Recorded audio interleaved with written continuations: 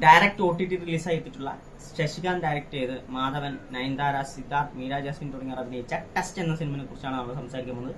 ഈ സിനിമയിൽ ആദ്യം കുറച്ച് ക്യാരക്ടേഴ്സിനെ നമുക്ക് പരിചയപ്പെടുത്തി തരുന്നുണ്ട്.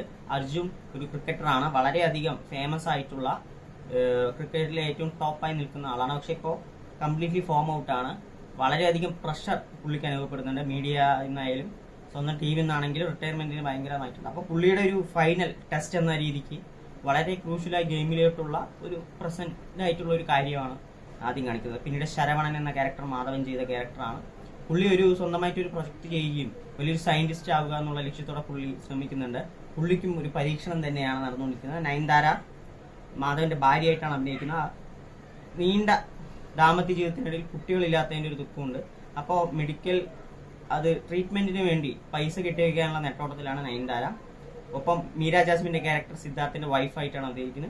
ഒരു വശത്ത് ഭർത്താവ് കളി എന്നുള്ള ഒരു പാഷനിലോട്ട് പോകുമ്പോൾ ഫാമിലി എങ്ങനെ മെയിൻറ്റെയിൻ ചെയ്യുന്നു എന്നുള്ള ഒരു ടെൻസ്ഡ് ആയിട്ടുള്ള ഒരു കാര്യമാണ്. മകൻ വളരെയധികം ടെമ്പേർഡ് ആകുന്നു, അങ്ങനെ കുറച്ച് കാര്യങ്ങളിലൂടെ കൊണ്ടുപോകുന്നു.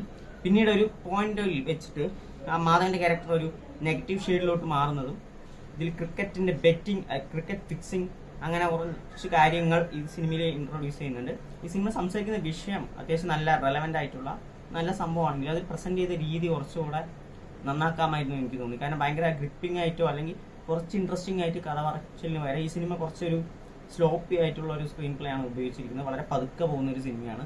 എനിക്ക് തോന്നുന്നു ഇത്തരം സിനിമകൾക്ക് അത്തരം ഒരു ചേർച്ചയില്ലായ്മ വളരെയധികം കാണാൻ പറ്റുന്നുണ്ട്. കാരണം പെർഫോമൻസ് വൈസ് മാഡി ഭയങ്കര സൂപ്പറായിരുന്നു. പുള്ളി നെഗറ്റീവ് റോൾ പുള്ളി നല്ല രീതിയിൽ തന്നെ കൈകാര്യം ചെയ്തിട്ടുണ്ട്. സിദ്ധാർത്ഥായാലും മീര ജസ്മിനായാലും എല്ലാവരും നന്നായി തന്നെ ചെയ്തിട്ടുണ്ട്.